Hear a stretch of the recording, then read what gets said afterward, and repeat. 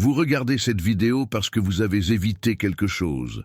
C'est peut-être insignifiant, cela peut paraître anodin, mais au fond de vous, il y a un malaise que vous essayez de taire depuis des jours, des semaines, voire des mois. Vous savez ce que vous devez faire, vous avez mentalement imaginé ce que cela donnerait si vous le mettiez simplement en pratique. Mais, encore une fois, vous ne l'avez pas fait. Et maintenant, vous essayez peut-être de justifier ce même retard en regardant une vidéo qui promet de vous libérer de l'action. Mais si je vous disais que la procrastination qui domine votre vie n'a rien à voir avec la paresse ou la volonté? Et si je vous disais qu'elle est liée à une part de vous que vous n'avez jamais vraiment observée, une part oubliée, refoulée, qui contrôle vos choix au quotidien? Carl Jung nous a enseigné que tout ce qui n'est pas pris en compte se manifeste dans nos vies comme une fatalité. Et en matière de procrastination, cette vérité est absolue. On ne procrastine pas parce qu'on n'a pas envie de faire quelque chose. On procrastine parce qu'il y a quelque chose en soi qui essaie de nous protéger, de nous préserver, de nous empêcher de nous approcher d'une douleur que nous n'avons peut-être même pas encore nommée. La douleur de ne pas être à la hauteur, la peur d'échouer, la honte d'être vu en train d'essayer et d'échouer. Chaque comportement a une intention cachée. Et si vous voulez éliminer la procrastination de votre vie, vous devez d'abord cesser de la combattre comme un ennemi. Car, en réalité, elle agit comme un allié pervers. Elle apparaît lorsque votre système émotionnel croit que le coût de l'action est supérieur à celui de l'évitement. Vous ne fuyez pas la tâche, mais ce qu'elle représente en vous. Peut-être une attente que vous ne voulez pas décevoir. Peut-être un souvenir douloureux associé à un échec. Peut-être une image de soi fragile qui pourrait voler en éclats si le monde découvre que vous n'êtes pas aussi bon que vous le prétendez. C'est pourquoi Jung a consacré tant de temps à l'étude de l'ombre, ce que nous rejetons, nions et enterrons. Le procrastinateur n'est pas faible, il est divisé. Une part de lui désire ardemment réussir, s'accomplir, aller de l'avant. Mais une autre part, tout aussi forte, veut se cacher. Et c'est dans ce combat intérieur que naissent les excuses, les distractions et l'éternel sentiment d'échec. Vous êtes-vous déjà demandé pourquoi, même en sachant ce que vous devez faire, vous ne le faites tout simplement pas? Vous êtes-vous déjà retrouvé à essayer de vous convaincre avec des arguments logiques? Ce n'est pas le moment idéal, j'ai besoin de plus d'inspiration, j'ai juste besoin d'un peu d'énergie.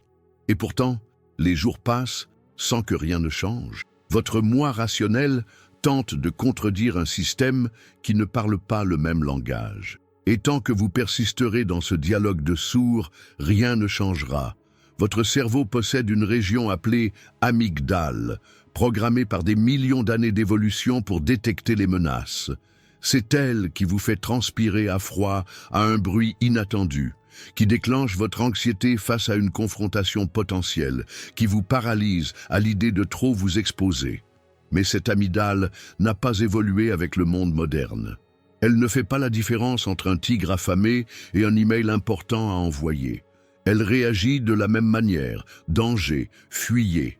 La procrastination commence là, non pas comme une décision, mais comme une réaction instinctive, une tentative de votre système primitif de vous protéger de ce qu'il interprète comme une menace.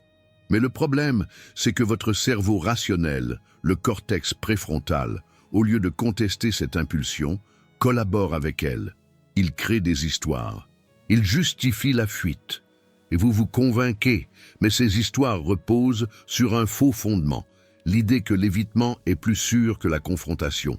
Jung dirait que c'est là que l'ombre prend le dessus. Elle s'empare de votre psyché, agissant à votre place, sans même que vous vous en rendiez compte. Vous pensez choisir, mais vous êtes guidé par une part de vous-même que vous n'avez jamais regardée en face. Une part qui se nourrit du doute, qui entretient la peur, qui grandit à chaque fois que vous repoussez. Ce cycle est douloureux. Non seulement parce que vous voyez vos objectifs s'accumuler, mais aussi parce que vous commencez à perdre confiance en vous. Et c'est là le plus dangereux. Vous commencez à ne plus croire en vous-même lorsque vous promettez de changer. Vous commencez à vous considérer comme incapable d'y parvenir. Et cette nouvelle identité, cette image de soi corrompue, façonne toutes vos décisions futures. Vous procrastinez, vous vous frustrez, vous vous jugez, vous vous isolez et vous recommencez. À chaque tournant, moins de force, moins d'espoir, plus de honte. Mais il n'est pas nécessaire que cela se passe ainsi. Jung croyait qu'il était possible de réconcilier les différentes parties de la psyché, qu'il était possible de révéler ce qui est caché. Mais pour y parvenir, il faut du courage. Le courage de reconnaître qu'on ne combat pas seulement une mauvaise habitude, on affronte ses propres défenses. Et cela exige plus que de la discipline, cela exige de la compréhension, de l'autocompassion, de la clarté, car on ne peut guérir ce qu'on condamne encore. Considérez votre procrastination comme un symbole. Que cherche-t-elle à vous dire? Quelle part de vous-même est réduite au silence? Lorsque vous abordez ces réponses avec curiosité plutôt qu'avec jugement, quelque chose change. L'énergie auparavant utilisée pour fuir peut se transformer en énergie d'intégration. Et cela change tout, car lorsque vous comprenez la véritable raison de votre paralysie, elle cesse d'être un mystère. Et ce que vous comprenez peut être transformé. Vous pourriez réaliser, par exemple, que votre peur de l'échec n'est pas récente. Elle vient d'il y a longtemps. D'une enfance où l'erreur était punissable, d'une adolescence où se démarquer était dangereux, d'une période de la vie où vous avez appris qu'il était plus sûr de se cacher, et aussi étrange que cela puisse paraître, votre cerveau a gravé cela comme une vérité. Et la procrastination est devenue le rituel silencieux de protection de cet enfant blessé qui vit encore en vous. Mais Jung disait aussi qu'en chaque personne réside un soi, un noyau d'intégrité, de lucidité et de puissance. Ce soi ne veut pas que vous vous cachiez. Il veut que vous vous épanouissiez. Il sait que chaque tâche évitée fait en réalité partie de votre mission rejetée. Il comprend que la peur est réelle, mais il sait aussi que vous n'êtes pas né pour être dominé par elle. Et c'est ce soi qui vous amène ici. C'est lui qui vous a poussé à cliquer sur cette vidéo. C'est lui qui essaye de vous réveiller. La question est maintenant, êtes-vous prêt à écouter? Êtes-vous prêt à affronter votre ombre les yeux ouverts? Car c'est le seul moyen de transformer la procrastination en apprentissage, d'échapper au cycle de l'auto-sabotage et de vous engager sur la voie de l'individualisation, le processus qui vous permettra de devenir qui vous êtes vraiment.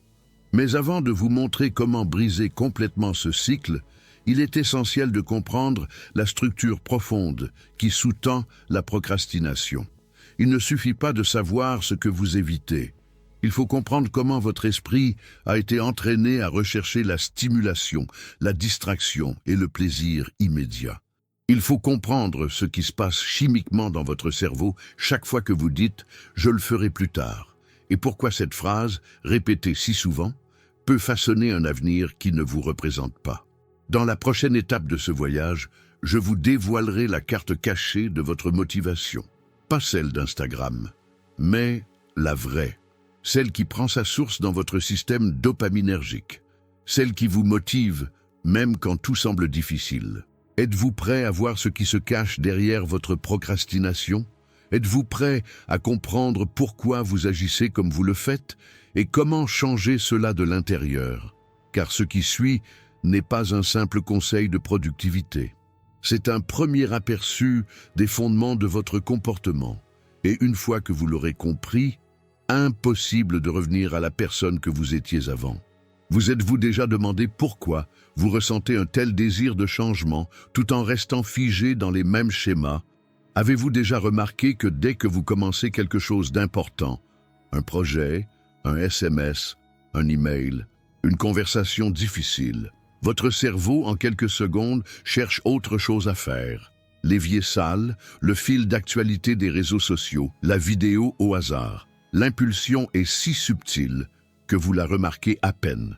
Mais avant même de vous en rendre compte, 1 heure s'est écoulée, ou 2, et ce qui devait être fait est toujours là, intact, vous fixant avec ce silence accusateur.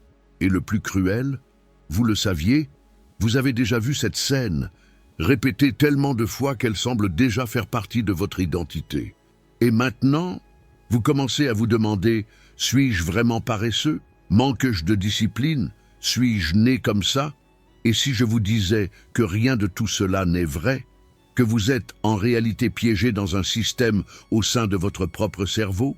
Un système façonné par l'évolution pour rechercher le plaisir, éviter la douleur et économiser l'énergie à tout prix? Et que comprendre ce système pourrait être le premier pas vers l'accomplissement de ce que vous savez devoir faire? Carl Jung disait que les êtres humains ne sont libres que lorsqu'ils comprennent les schémas inconscients qui les gouvernent. La procrastination en fait partie. L'un des principaux moteurs de ce comportement est un neurotransmetteur appelé dopamine. Mais le problème est que la plupart des gens comprennent mal la dopamine. Ils pensent qu'elle est synonyme de plaisir. Or, ce n'est pas le cas. La dopamine est ce qui vous pousse à poursuivre quelque chose. C'est l'anticipation de la récompense, et non la récompense elle-même. C'est l'énergie qui vous pousse vers un objectif. Imaginez deux personnes dans une pièce. L'une est assise en train de lire un livre, l'autre parcourt frénétiquement Instagram. Toutes deux produisent de la dopamine, mais dans des régions différentes. La première active la dopamine tonique, un flux constant et calme qui permet la concentration, la profondeur et un engagement authentique dans une tâche. La seconde active la dopamine phasique, des pics rapides, des stimuli impulsifs, une gratification immédiate qui disparaît aussi vite qu'elle est arrivée. Maintenant, pensez à votre journée. Combien de fois avez-vous commencé une tâche difficile et, à mi-chemin, été attiré par un stimulus plus facile? La notification sur votre téléphone, l'envie d'ouvrir un autre onglet, le rappel que vous devez prendre un café. Ce n'est pas un hasard, c'est une ingénierie biologique. Votre cerveau essaie d'économiser son énergie et de maximiser la récompense, mais le résultat est un schéma de sabotage constant. Jung disait que tant que vous ne rendez pas conscient l'inconscient, il dirigera votre vie et vous l'appellerez destin. Et c'est exactement ce qui se passe avec la dopamine. Quand vous ne comprenez pas son fonctionnement, elle vous domine. Elle vous pousse vers des distractions. Elle vous entraîne vers l'évasion et vous ne vous en rendez même pas compte. L'un des meilleurs exemples se trouve dans la routine de Julia, une femme de 32 ans, intelligente, instruite et dévouée, mais constamment frustrée par son incapacité à terminer ce qu'elle commence. Julia se réveille chaque jour avec de bonnes intentions. Elle fait des listes, elle organise son emploi du temps, elle ouvre son ordinateur, mais lorsqu'elle s'assoit pour commencer, quelque chose se produit. Elle ressent une légère anxiété, une tension à l'estomac, une étrange urgence. Alors, elle ouvre WhatsApp, puis ses emails, puis pendant 2 minutes, YouTube. Avant même de s'en rendre compte, il est déjà 11 heures, et elle n'a même pas commencé. Ce soir-là, elle se sent terriblement mal, et elle se promet « demain sera différent ». Mais ce n'est pas le cas. Et ce qu'elle ignore, c'est qu'elle est prise dans un cycle dopaminergique addictif. Julia active si souvent le circuit phasique que son cerveau commence à s'habituer aux stimuli rapides. Et lorsqu'elle essaie de rester concentrée, elle ressent de l'ennui, de l'inconfort, de la résistance, non pas parce que la tâche est impossible, mais parce que son cerveau a été entraîné à ne pas tolérer l'effort prolongé. Et cela vous arrive aussi, à moi, à nous tous. Parce que nous vivons dans un monde conçu pour déclencher des pics de dopamine en permanence. Mais la bonne nouvelle, c'est que vous pouvez changer cela.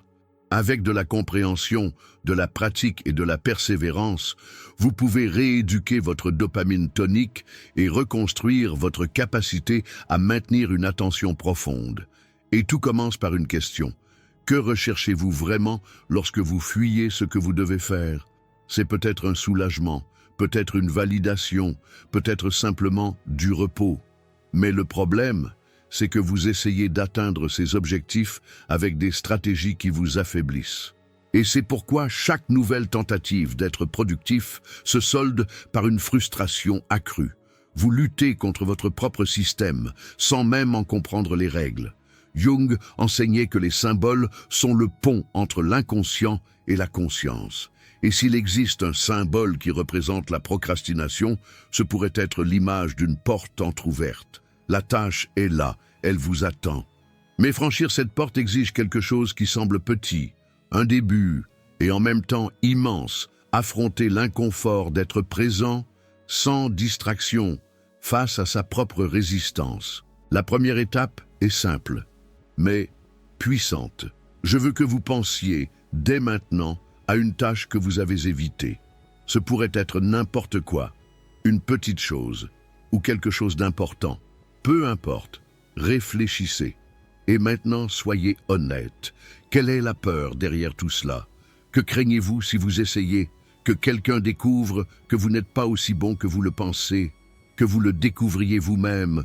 Que ce soit douloureux, ennuyeux, frustrant? En nommant cette peur, on commence à briser le cycle. Et ce n'est pas un hasard si j'utilise le mot « nommer », car en nommant quelque chose, on commence à avoir du pouvoir sur elle. Coucher cette peur sur papier active différentes zones du cerveau. Cela la fait sortir du domaine nébuleux de l'inconscient et l'amène dans celui de la pensée consciente, où elle peut être analysée, confrontée et recadrée. Vous souvenez-vous de Julia? Elle a découvert que ce qui la retenait n'était pas la tâche elle-même. C'était la possibilité qu'en essayant et en échouant, elles doivent affronter le sentiment d'incompétence qu'elle portait depuis l'adolescence. La tâche n'était pas seulement un projet professionnel, c'était un miroir, et elle avait peur de ce qu'elle verrait. Nous avons tous ces miroirs, et tant que nous n'en avons pas pris conscience, nous continuons à essayer de résoudre la procrastination avec des feuilles de calcul et des applications. Mais aucun outil ne fonctionne tant que la peur l'emporte sur le désir. Aucun système productif ne peut résister à la puissance de l'évitement émotionnel. Nous devons creuser plus profondément. La procrastination est souvent le symptôme ultime d'une âme qui cherche à se protéger. Jung disait que c'est l'appel de la psyché à regarder en soi. Et si vous écoutez, si vous avez le courage de franchir le pas, vous réaliserez ce que peu de gens font. La procrastination n'est qu'un déguisement. Le véritable ennemi est le décalage entre votre volonté consciente et vos pulsions inconscientes. Vous voulez changer, vous voulez réussir, mais certaines parties de vous n'y croient pas. Elles sont encore prisonnières de vieilles peurs qui n'ont pas encore été intégrées. Et tant que ces parties ne seront pas entendues, vous continuerez à vous battre contre vous-même et à perdre. Et si, désormais, vous commenciez à considérer la procrastination non pas comme un problème à éliminer, mais comme une porte d'entrée, un avertissement, une invitation. Et si, chaque fois que vous ressentiez l'envie de fuir, vous vous arrêtiez, respiriez profondément et vous demandiez « Qu'essayez-vous d'éviter ici ?»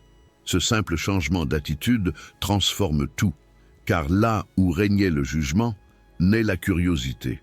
Et là où régnait la culpabilité, naît la conscience. Et la conscience est la première étape de toute véritable transformation.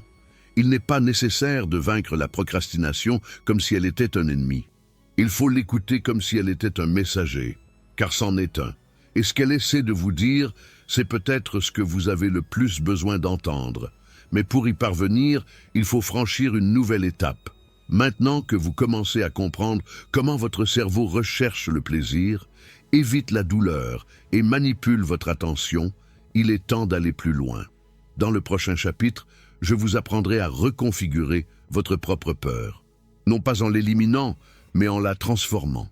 Je vous montrerai comment utiliser la plus ancienne force de votre psyché, la peur, à votre avantage. Et lorsque cela arrivera, vous n'aurez plus besoin de fuir. Avez-vous déjà pris le temps de réfléchir à la part de votre vie qui a été façonnée non pas parce que vous avez choisi de faire, mais parce que vous avez évité?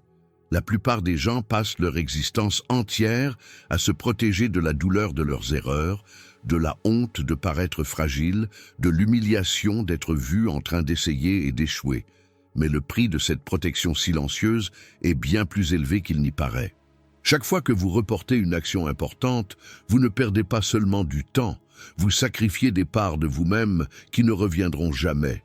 Carl Jung disait que le plus grand risque auquel l'être humain est confronté n'est pas l'échec, mais la fragmentation de l'âme. Et c'est précisément ce que fait la procrastination chronique. Elle nuit à votre intégrité, à votre unité, à votre présence au monde. Vous ne vous en rendez peut-être pas compte, mais la procrastination vous ronge au quotidien. Pensez à toutes les idées que vous avez eues, mais jamais mises en pratique, aux livres que vous n'avez pas écrits, aux projets que vous n'avez pas commencés, aux conversations que vous n'avez pas eues, aux rêves que vous avez progressivement transformés en silence.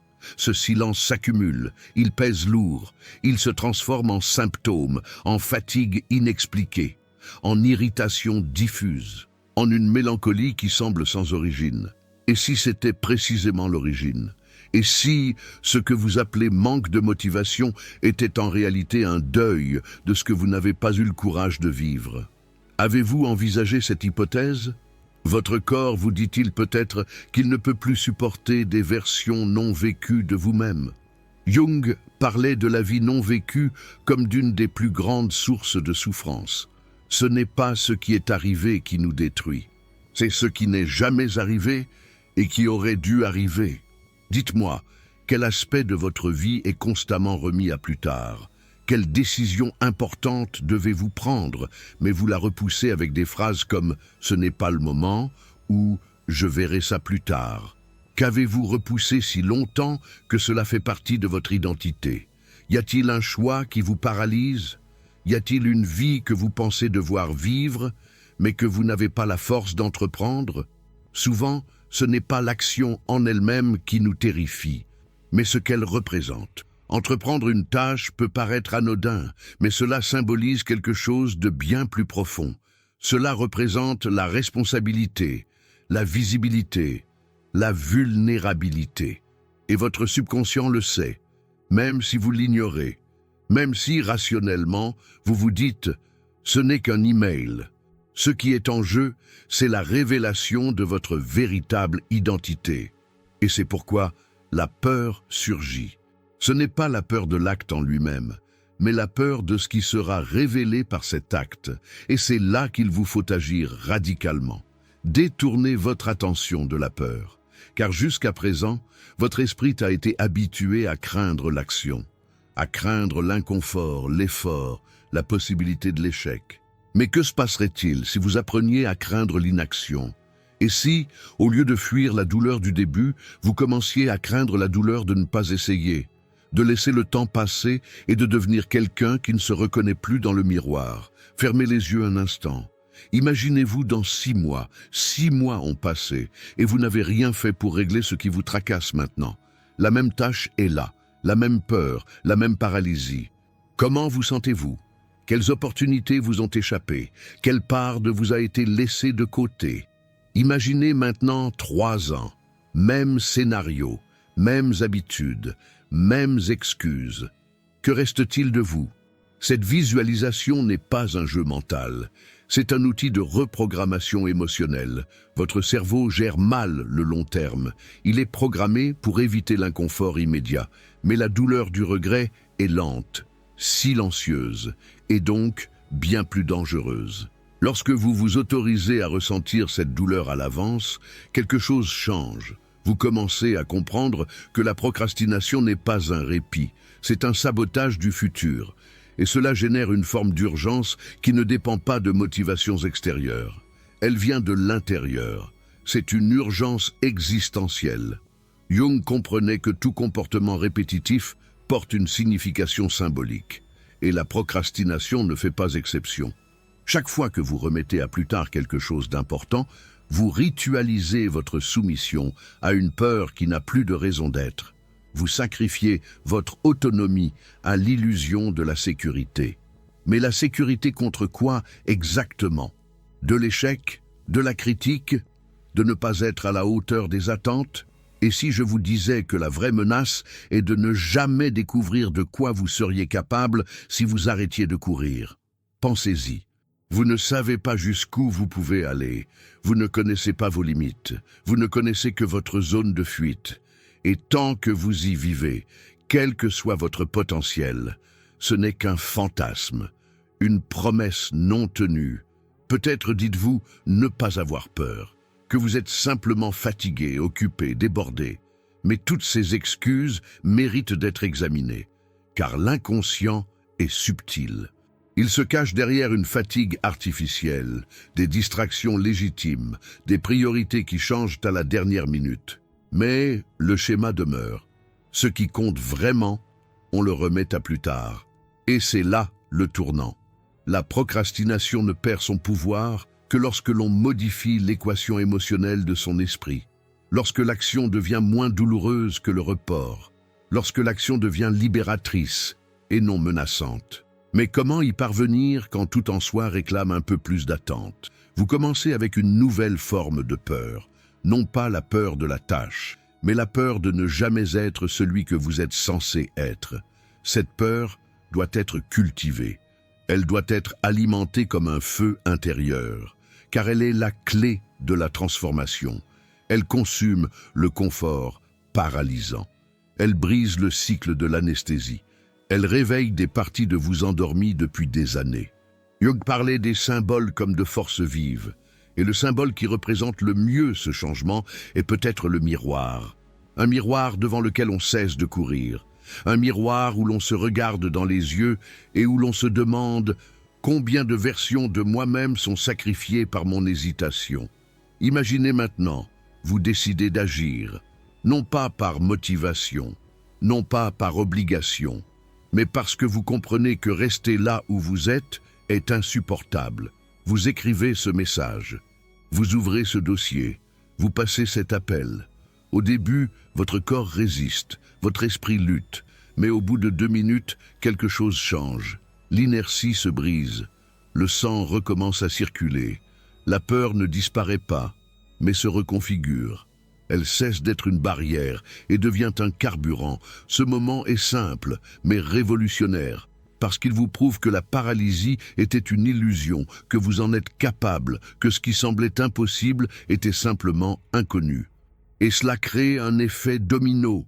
Vous commencez à avoir davantage confiance en vous, vous commencez à agir avec moins d'efforts, vous commencez à reconstruire votre identité de quelqu'un qui agit, qui prend des décisions, qui affronte. Mais attention, votre inconscient n'appréciera pas au début. Il tentera de vous retenir, il tentera de saboter cette nouvelle impulsion. C'est pourquoi il est si important de consolider cette nouvelle peur, la peur de la vie non vécue. Gardez-la en vous, comme un rappel, comme une vérité brûlante, parce qu'elle existe et qu'elle l'a toujours été. Combien de fois repousserez-vous encore la décision de vous lancer? Combien de matinées devrez-vous encore perdre avant de réaliser que rien ne change si vous ne changez pas? Combien d'opportunités serez-vous prêt à manquer avant de comprendre enfin que la seule chose qui vous sépare de la vie que vous désirez est le courage de mal commencer? Jung nous a enseigné que le processus d'individuation, devenir soi-même, exige d'affronter l'ombre. La procrastination est l'une de ces ombres.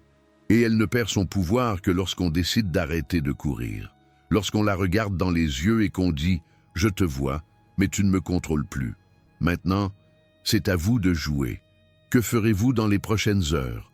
Continuerez-vous à remettre à plus tard? Ou vous lancerez-vous, même si vous avez peur, même si vous ne savez pas comment, même sans garantie?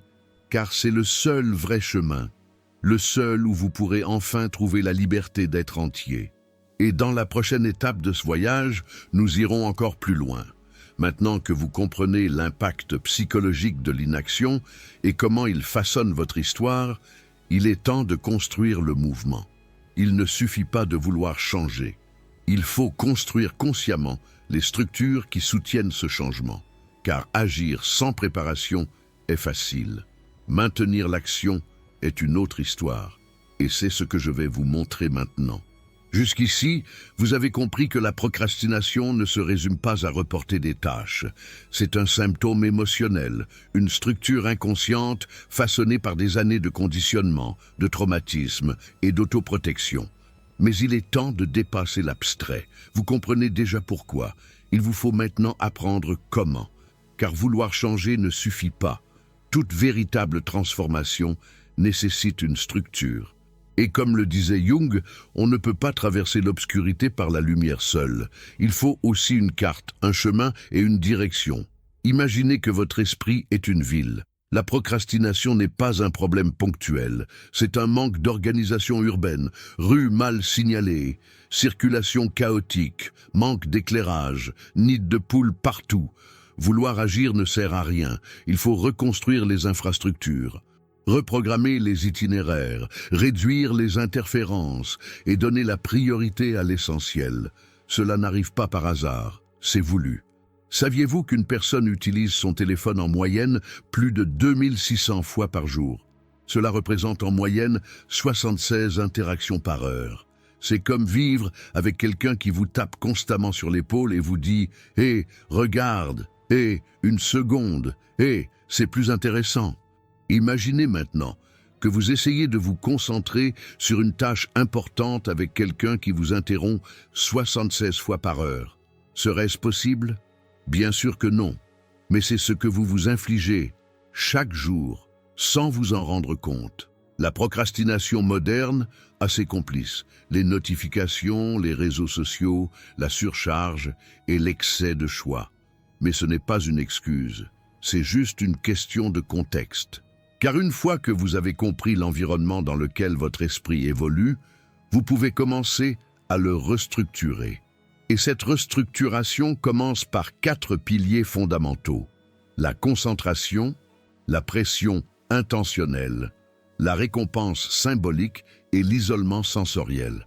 Se concentrer sur un objectif précis et simple, mais contre-intuitif. Au lieu de longues listes, vous choisirez une seule tâche stimulante par jour. Non pas que les autres soient sans importance, mais parce que votre esprit a besoin d'un point d'énergie fixe. Lorsque vous essayez d'accomplir 10 choses à la fois, votre dopamine tonique, celle qui maintient une motivation constante, se fragmente. Elle perd de sa puissance. Vous commencez plusieurs choses sans en terminer aucune. Et cette habitude vous affaiblit. La procrastination se nourrit de confusion. Elle adore être entourée de possibilités. Car plus il y a d'options, plus il y a d'excuses. Et plus il y a d'excuses, plus il y a de paralysie. La pression intentionnelle est le 2e pilier. C'est là qu'intervient la loi de Parkinson. Elle stipule qu'une tâche s'étend jusqu'à occuper tout le temps disponible pour sa réalisation. Si vous vous donnez 4 heures pour rédiger un rapport, il vous en faudra 4. Si vous vous en donnez une, il vous en faudra une. Votre cerveau fonctionne mieux avec des limites claires et courtes. Alors, fixez-vous des échéances artificielles.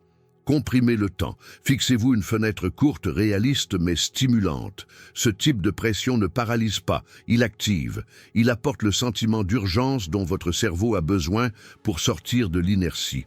Le 3e pilier est la récompense symbolique. Jung disait que le symbole est le médiateur entre le conscient et l'inconscient. Et lorsqu'on transforme une récompense en symbole, elle acquiert un pouvoir émotionnel. Voyez-vous, il ne s'agit pas de manger une barre chocolatée ou de regarder un épisode de série. Il s'agit de recadrer ce geste comme un accomplissement. On ne regarde pas Netflix par ennui. On gagne le droit de le regarder après avoir accompli ce qu'on s'était fixé. Cela change la valeur de la tâche et la valeur de la récompense elle-même, car elle est désormais liée au mérite et non à la fuite. Le dernier pilier est l'isolement sensoriel. C'est l'aspect le plus négligé de la productivité moderne. Votre environnement physique, numérique et émotionnel doit être désencombré. Votre cerveau a une capacité d'attention limitée. Et si vous essayez de rester concentré, malgré les stimuli, vous échouez. Des études montrent qu'il faut en moyenne 23 minutes pour retrouver sa concentration après une interruption. Multipliez maintenant ce temps par les dizaines d'interruptions que vous subissez quotidiennement. Quelle est votre perte de capacité? L'astuce. Vous n'avez pas besoin de vous isoler du monde, mais vous devez apprendre à ignorer le superflu. Gardez votre téléphone hors de la pièce, fermez l'onglet de votre navigateur, coupez le son des notifications, utilisez des écouteurs si nécessaire. C'est le strict minimum. Mais surtout, vous devez comprendre que la concentration est un rituel. Elle ne se produit pas spontanément, elle se construit intentionnellement. Laissez-moi vous raconter une histoire vraie. En 1999, un chercheur nommé Anders Ericsson a mené une étude auprès de musiciens d'élite. Il a constaté que les meilleurs d'entre eux ne s'entraînaient pas plus longtemps que la moyenne. Ils s'entraînaient avec plus de concentration, et ils s'entraînaient moins souvent, mais avec plus d'intensité et d'isolement. Il a appelé cela la pratique délibérée. Autrement dit, ce qui définit l'excellence, ce n'est pas le temps, c'est la qualité du temps. C'est la profondeur avec laquelle on plonge. Et seuls ceux qui ferment leurs fenêtres peuvent plonger en profondeur. La procrastination moderne est superficielle. Elle vous fait vivre à la surface de tout. Beaucoup de débuts, peu de fins, beaucoup d'intentions, peu de réalisations, mais ce n'est pas votre nature. C'est simplement l'environnement mental dans lequel vous évoluez. Et maintenant, sachant cela, vous pouvez changer de terrain. Mais voici un point encore plus profond. Il est inutile d'éliminer les distractions si, au fond, vous ressentez encore la tâche comme insupportable. Il est donc essentiel d'associer la tâche difficile à quelque chose de significatif sur le plan émotionnel. Il faut donner une valeur émotionnelle à ce qui rationnellement semble n'être qu'une obligation. Pourquoi ? Car le cerveau ne libère de la dopamine véritablement tonique que lorsqu'il perçoit un sens. Une motivation durable naît du lien entre l'action et le pourquoi. N'oubliez pas que vous n'envoyez pas simplement un email. Vous affirmez votre valeur, vous défendez votre autonomie, vous cultivez votre intégrité. La tâche est le moyen, la fin est votre transformation. C'est pourquoi tout système a besoin d'un axe émotionnel, une sorte de motivation d'ancrage, quelque chose qui vous rappelle, chaque jour, pourquoi vous faites cela. Ça n'a pas besoin d'être grandiose, mais ça doit être réel. Cela peut être le désir d'offrir une vie meilleure à vos enfants. Cela peut être de vous prouver que vous pouvez y arriver. Cela peut être la guérison d'une histoire familiale d'abandon. Cela peut simplement signifier ne pas répéter ce schéma d'abandon. Jung disait que lorsque l'objectif semble sans âme, le chemin devient difficile. Et c'est vrai. Si l'on ne relie pas ses actions à ses émotions, tout devient effort inutile. Et l'effort inutile est fatigant. L'effort intentionnel est enrichissant. Maintenant, réfléchissez avec moi. Quelle est la tâche la plus importante que vous évitez en ce moment? Visualisez-la clairement. Voyez sa forme, son début, sa fin. Maintenant, demandez-vous, qu'est-ce qui m'empêche de commencer? Est-ce un manque de temps, un manque d'énergie, ou est-ce un manque de connexion émotionnelle avec ce que représente cette tâche? Vous pouvez écrire ce pourquoi sur papier et le rendre visible. Vous pouvez créer un symbole visuel, une image, une phrase, un souvenir. L'important est que votre esprit reconnaisse ce but chaque fois qu'il tente de saboter l'action. Car il le fera. Mais avec ce rappel, avec cet axe, vous pouvez résister. Et ne vous y trompez pas, ce processus n'est pas instantané. Reconstruire un système dopaminergique sain prend du temps. Vous rééduquez votre cerveau, redirigez votre attention, restructurez vos impulsions. Cela demande de la constance. Mais la récompense est incalculable, un esprit qui travaille pour vous et non contre vous. Vous vous souvenez de Julia, cette femme de 32 ans dont nous parlions plus tôt? Elle a appliqué ces 4 piliers pendant 30 jours. Un défi à la fois, minuteur allumé, téléphone hors de la pièce et une phrase scotchée au mur « Je ne mourrai pas sans essayer ». 30 jours plus tard, elle avait accompli plus que les 6 mois précédents. Non pas parce qu'elle était devenue une autre personne, mais parce qu'elle avait enfin construit un environnement intérieur et extérieur où son esprit pouvait fonctionner sans être saboté. Vous pouvez faire pareil. Commencez petit, un défi, un programme, une récompense, une raison, et protégez-le comme si votre vie en dépendait, car c'est le cas. Chaque heure gagnée est un peu de votre pouvoir retrouvé. Chaque tâche accomplie est un gage de confiance en vous-même. Chaque jour de concentration est un antidote à des années d'auto-trahison. Carl Jung disait que toute véritable transformation exige un effort conscient. Et ce que vous allez découvrir, si vous appliquez ce que vous avez appris, n'est pas seulement un nouveau style de productivité, c'est un nouveau style de conscience. C'est la construction délibérée d'une vie à laquelle vous n'avez plus besoin de fuir. Une vie qui vous enracine, vous honore et vous représente. Mais il existe toujours un ennemi caché et silencieux qui détruit même les meilleurs systèmes. Il se déguise en logique, se cache derrière des justifications parfaites et sabote même les plans les mieux conçus. Dans la prochaine étape de ce voyage, je vous présenterai ce saboteur caché et comment le démasquer avant qu'il ne détruise tout ce que vous avez commencé à reconstruire. Vous pouvez tout faire correctement. Choisissez une tâche à la fois. Fixez-vous des échéances. Éliminez les distractions. Choisissez votre récompense. Concentrez-vous sur un objectif réel. Et pourtant, vous trébucherez. Vous vous retrouverez les yeux rivés sur l'écran d'ordinateur, incapable de commencer. Vous verrez les minutes s'écouler et vous resterez immobile, comme si quelque chose d'invisible maintenait votre corps et votre esprit en place. Et lorsque cela se produira, et cela arrivera, vous devez savoir qui vous retient. Ce n'est pas la peur, ce n'est pas la paresse, ce n'est pas le doute, c'est quelque chose de plus sophistiqué, de plus sournois. Son nom est le perfectionnisme. Beaucoup de gens pensent qu'ils ne sont pas perfectionnistes parce qu'ils manquent d'organisation, de soucis du détail ou de productivité. Mais cette vision est erronée. Le véritable perfectionnisme ne se manifeste pas par un contrôle excessif. Il se manifeste par le report perpétuel de tout ce qui pourrait révéler votre vulnérabilité. Le perfectionnisme ne dit pas « fais mieux ». Il dit « ne commence pas avant d'être parfait ». C'est pourquoi il paralyse. C'est pourquoi il se cache si bien.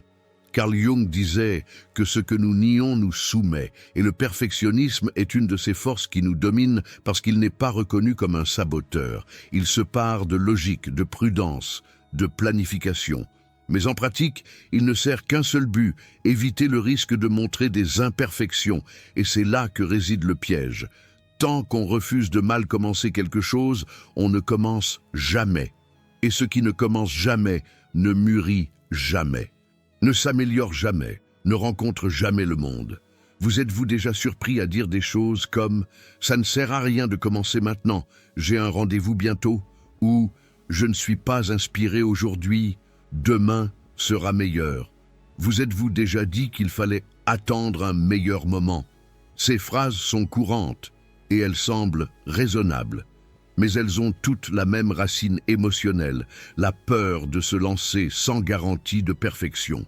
La peur de mal faire, de ne pas être à la hauteur de ses propres attentes. Et si je vous disais que le secret du succès, c'est de ne pas bien le faire, c'est de mal commencer. Car commencer ne requiert pas l'excellence, il faut de la présence. S'engager dans l'action, pas dans le résultat. C'est pourquoi l'un des antidotes les plus efficaces au perfectionnisme est la règle des minutes imparfaites. Choisissez une tâche inconfortable et engagez-vous à ne faire que 2 minutes. 2 minutes sans jugement. Nul besoin de qualité, aucune exigence de résultat. Faites-le tout simplement. On pourrait penser que 2 minutes ne sont rien, mais psychologiquement, elles sont primordiales. Parce qu'elles brisent la rigidité, elles brisent la glace. Elles libèrent votre système de son inertie et le mettent en mouvement. Le perfectionnisme aime attendre. Il se nourrit d'idéalisation. Mais quand on agit, même mal, on dissout cette structure. Et quand on dissout cette structure, le reste du processus devient possible. Le plus dur n'est pas de le faire, c'est de commencer. Le plus dur n'est pas de continuer, c'est de briser l'inertie initiale. Prenons un exemple concret. André, un écrivain de 27 ans, pouvait passer des mois sans écrire une seule ligne.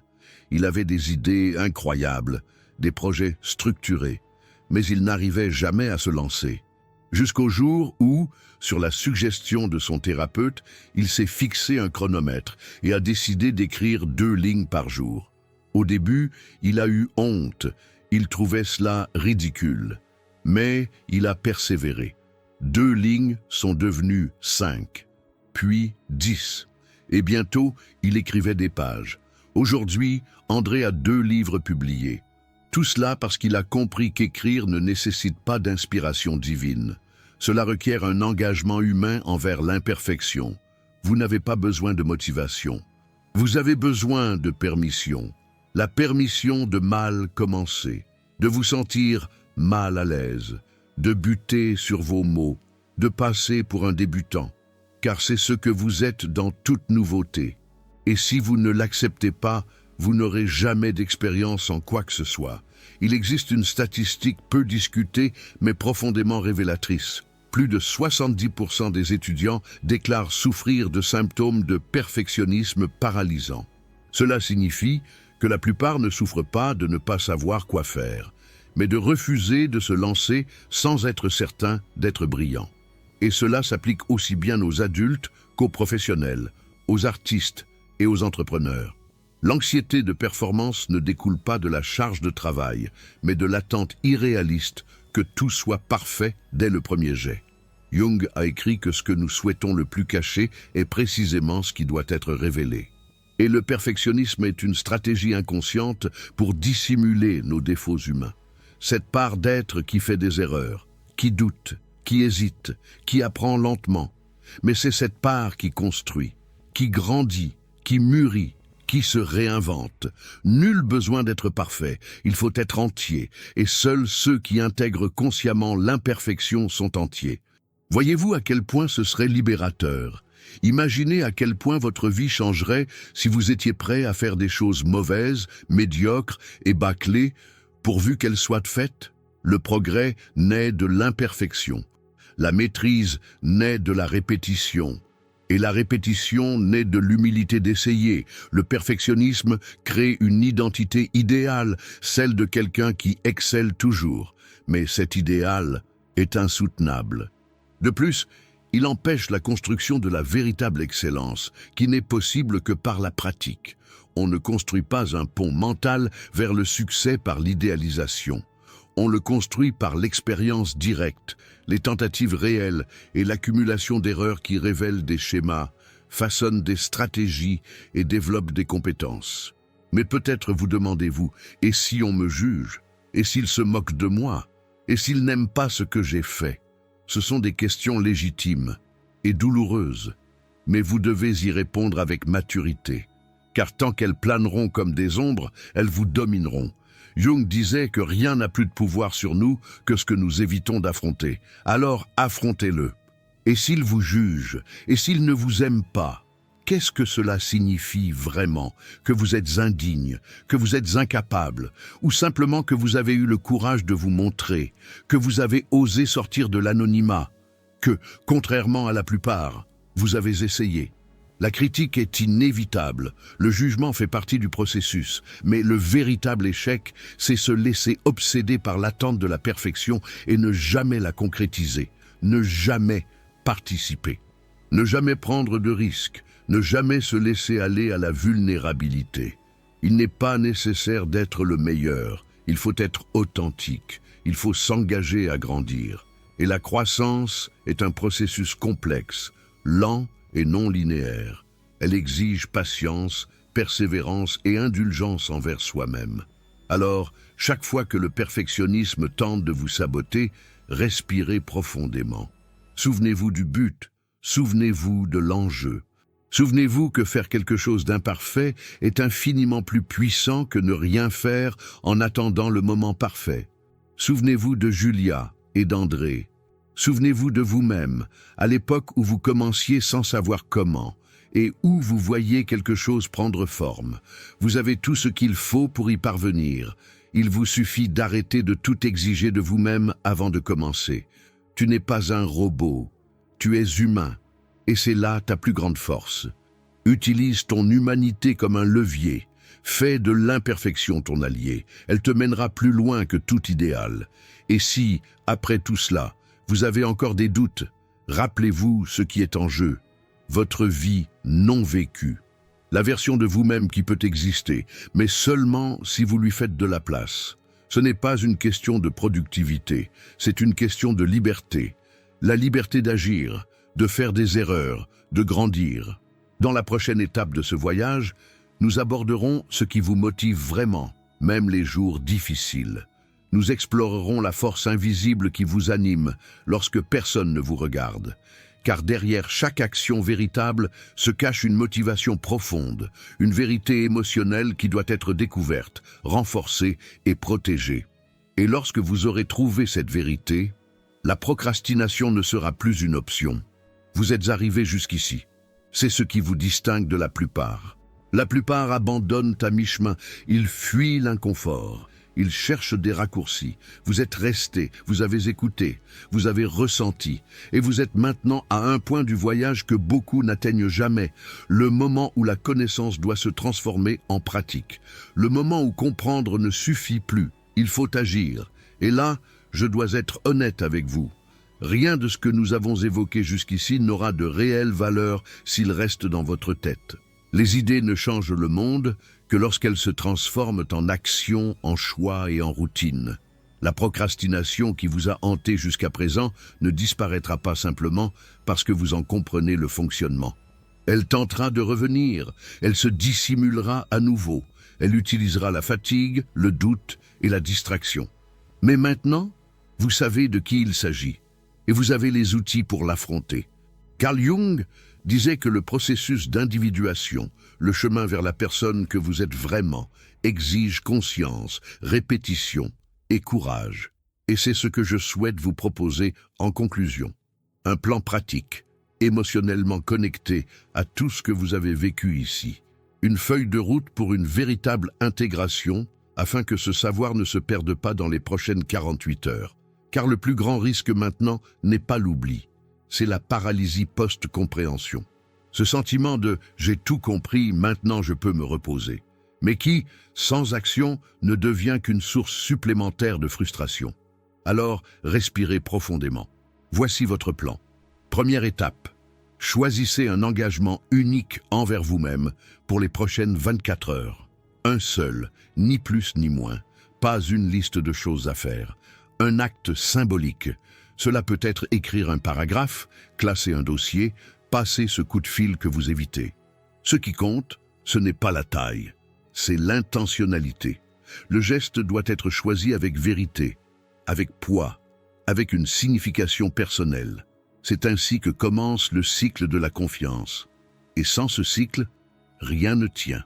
Deuxième étape, définissez à l'avance le temps que vous consacrerez à cette tâche. Ne laissez pas ce temps être flou ou imprécis. Couchez-le sur papier.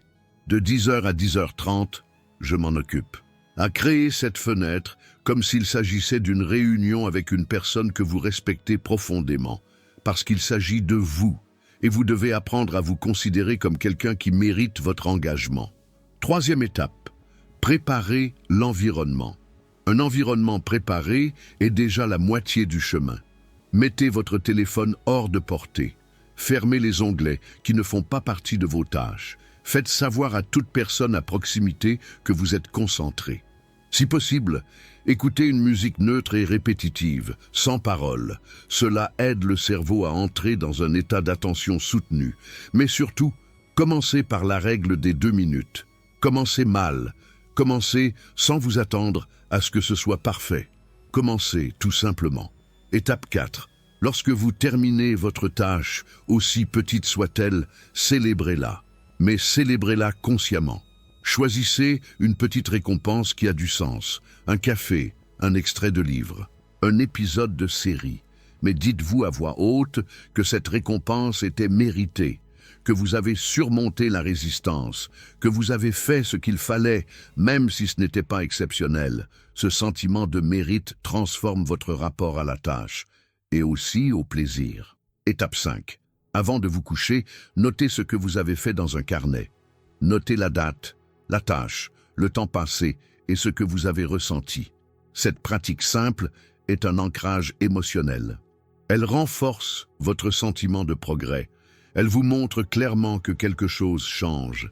Et cette preuve de changement est ce qui nourrit la nouvelle habitude. Ce plan peut paraître simple, et il l'est, car une transformation profonde ne naît pas de la complexité. Elle naît de la répétition constante de petits choix en accord avec ce que l'on veut devenir. Et c'est là le point le plus important. Tous ces choix doivent venir de l'intérieur, non pas de la pression extérieure, ni de la culpabilité, mais d'un être intérieur qui a finalement décidé de vivre plus sincèrement. Écoutez-moi bien, il y aura des jours où vous échouerez, vous remettrez à plus tard, vous vous sentirez faible, vous aurez envie d'abandonner. Et ces jours-là, rappelez-vous que ce chemin n'est pas une quête de perfection, il est une quête de retour. Le véritable engagement ne vise pas le succès, il vise le retour, le recommencement, la décision quotidienne de ne pas abandonner. N'oubliez pas, vous n'êtes pas ce que vous avez fait hier, vous êtes ce que vous choisissez de faire maintenant. Et si vous le faites avec honnêteté, intention et présence, alors vous avez gagné. Jung nous a rappelé que la plus grande tragédie n'est pas la mort du corps, mais la mort symbolique de l'âme. C'est vivre une existence qui ne reflète pas votre essence. Et vous, qui êtes arrivé jusqu'ici, vous le savez. Vous sentez que vous ne pouvez plus vous trahir, que le temps est venu d'agir au nom de qui vous êtes vraiment. Et la chose la plus importante que je puisse vous dire dès maintenant est peut-être, vous méritez ce changement. Vous n'avez pas besoin de devenir une meilleure personne pour mériter une vie plus épanouie. Il vous suffit de commencer, maintenant, tel que vous êtes, avec les ressources dont vous disposez, et de continuer, un pas après l'autre. À partir de maintenant, votre vie peut suivre deux chemins. Le premier est le chemin familier, le cycle de la fuite, de la culpabilité et de la paralysie. Le second est celui de la présence, de la réconciliation et de la reconstruction. Vous seul pouvez choisir. Personne ne peut faire ce pas à votre place. Mais si vous le faites, si vous faites ce premier pas, tout change. Et avant de conclure, je tiens à vous lancer une invitation sincère. Si cette vidéo vous a touché, si elle vous a aidé à mieux vous voir, si elle a suscité une étincelle d'action, ne la gardez pas pour vous. Partagez-la. Quelqu'un de l'autre côté vit peut-être exactement la même chose que vous. Et peut-être que ce message est exactement ce dont il a besoin pour se relever. Si vous n'êtes pas encore abonné à la chaîne, c'est le moment. Ici, l'engagement est envers la vérité, la prise de conscience. Construire une vie plus en accord avec soi-même. Aimez la vidéo. Cela permet à la plateforme de proposer ce contenu à un plus grand nombre. Et surtout, commentez ci-dessous. Vous pouvez rester anonyme si vous le souhaitez, mais laissez votre commentaire, votre question, votre expérience. Votre histoire pourrait être le reflet dont quelqu'un a besoin pour se reconnaître. Vous n'êtes pas seul, et vous ne l'avez jamais été. Continuons à avancer ensemble, un pas après l'autre, avec clarté, détermination et courage. Rendez-vous dans la prochaine vidéo.